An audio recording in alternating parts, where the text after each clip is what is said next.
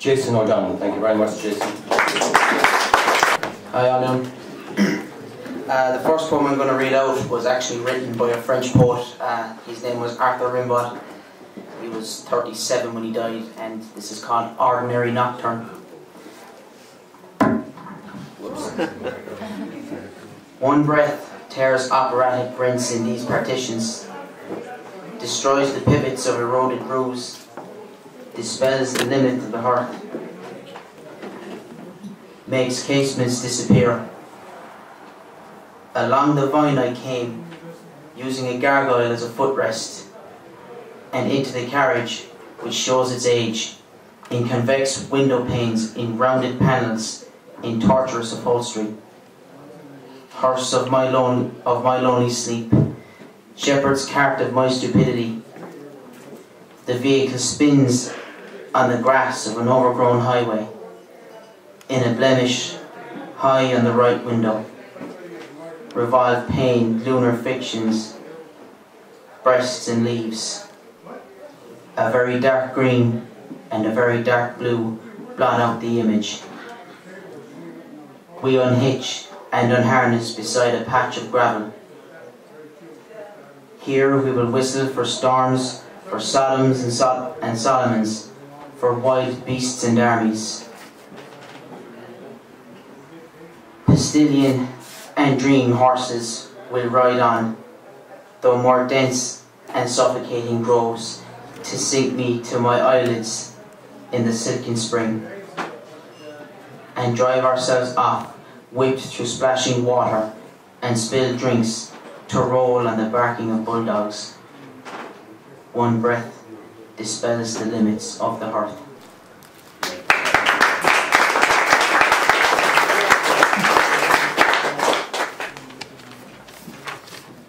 This next one's called Fake, and it's basically about someone who we thought was a friend and it just turned out that he wasn't. So this is my personal fuck you to him. We that called you friend took you in as one of our own. You never once had to be alone. We thought that you were trustworthy and believed that you wouldn't hurt us. But the time would come where you would desert us. And how wrong about that we were. We were very wrong all along, and betrayal is a feeling so strong. It had reached our ears, all the things you said, and anger had circled my head. The things people thought of us, all this from broken trust. Your face is the one thing I really, really wanted to bust. You said that we weren't real friends to you, yet we did everything for you. We protected you. If you were upset, we were there for you. We went out of our own ways for you, and just for you. And now you think you're all that. You think that you are above us. But you know,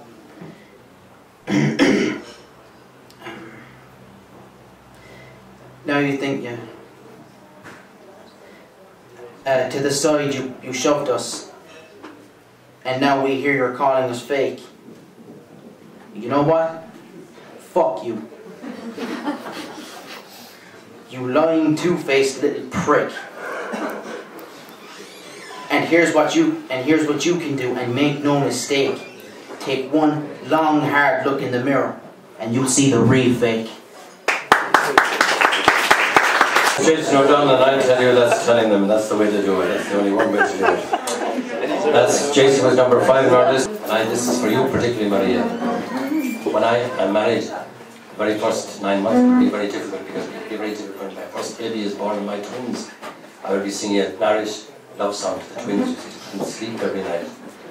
Shaheen Shaho Nakmur Eon Tanyo Makwiden Tanyo Makwiden Tevur and Irene Makala and Irene Mashorla Irene Makala, cause Irene the store. That do fine.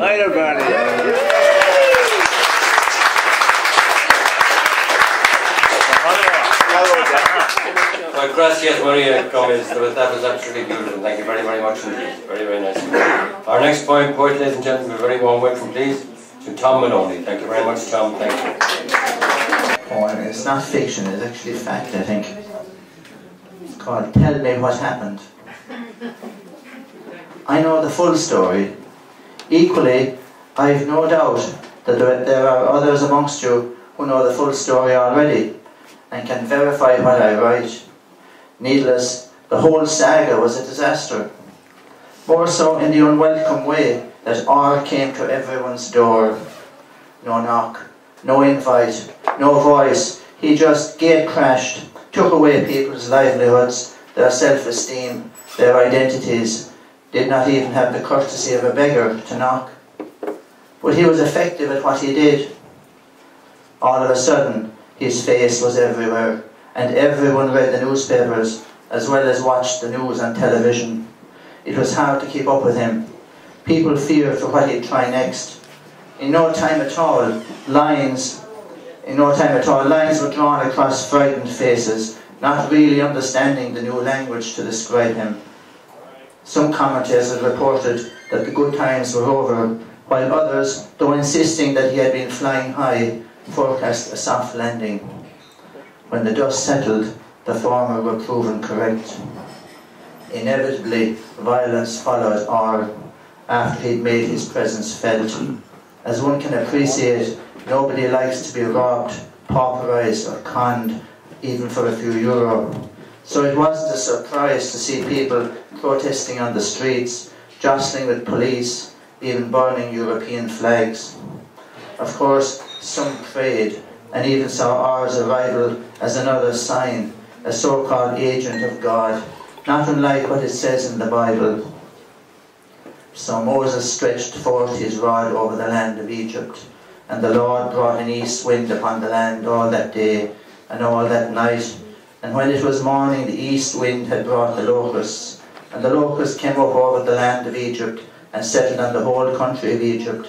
Such a dense swarm of locusts as had never been seen before, nor ever shall be seen again. For they covered the face of the whole land, so that the land was darkened, and they ate all the plants in the land, and all the fruit of the trees which the hail had left. Not a green thing remained, neither plant nor tree of the field, through all the land of Egypt. Others might suggest, however, that R was more likely an agent of the devil, and one could say that the devil became incarnate in the form of ministers and bankers. These species certainly gave us hell for all we got burned one way or another. Other commentators attempted to remain upbeat. You'll hear platitudes like, at least we have our health, or look at what's happening in Somalia. Nevertheless, a sense of victimhood pervaded communities, not to mention societies. At the same time, one positive outcome of R's arrival was a sense that people had become more humble, more amenable, more considerate, a feeling that we were all in this together, and like the Lusitania of old, that their captains had let them down, but because humans are a resilient species, new leaders would emerge, not let the flame of hope die, so that some of us at least would see the promised land. My own view on ours carry on.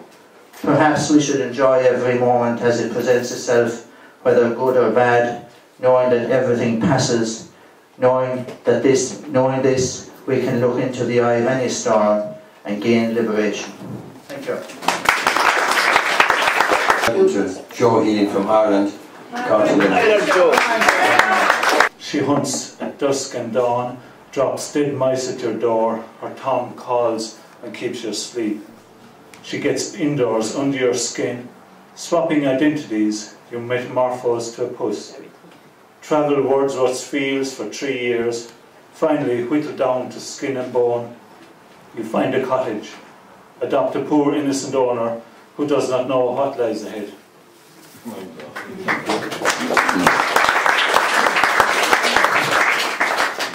This This poem is written back to front, and I'm going to read you the right version of it. Hollow bed, hollow. Their time much so spent, granted, for it took I sleeping time only.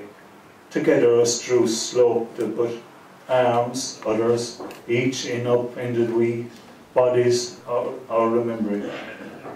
Centre they to falling, walking sleep, children smiling to waking, middle day and cuddled, parents by warmed. So here it is again. Spent so much time there, I took it for granted, only time sleeping. But the slope drew us together. We ended up in each other's arms, remembering our bodies, falling to the centre, sleepwalking, waking to smiling children, cuddled in the middle, warmed by parents. Thank you.